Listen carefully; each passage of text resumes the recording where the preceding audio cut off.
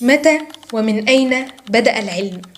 لما بنيجي نتكلم بنرجع نستعين بالفلاسفة من أيام اليونان مثلا، ونقول إنهم كانوا بيعتمدوا في تفسيرهم للطبيعة والظواهر الطبيعية على التأمل العقلي والفلسفة والمنطق أكتر من التجارب العلمية، وبنقول إن أفكارهم كانت فلسفية ملهاش أساس علمي. ناخد مثال اتكلمنا عنه الحلقة اللي فاتت، الذرة.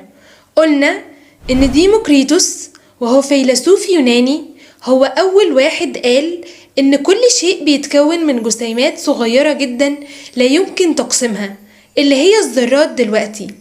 وبعد حوالي 2000 سنة نبدأ نكتشف إن فكرة ديموكريتوس صح، بس المرة دي مع إثبات علمي وتجريبي وعملي.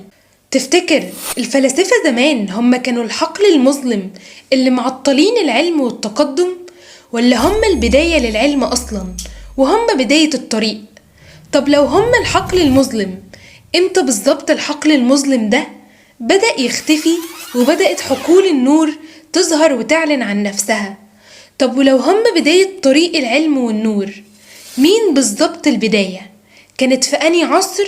هل فلاسفة اليونان هم البداية، ولا قبلهم كان في حضارات تانية فيها فلاسفة هم البداية؟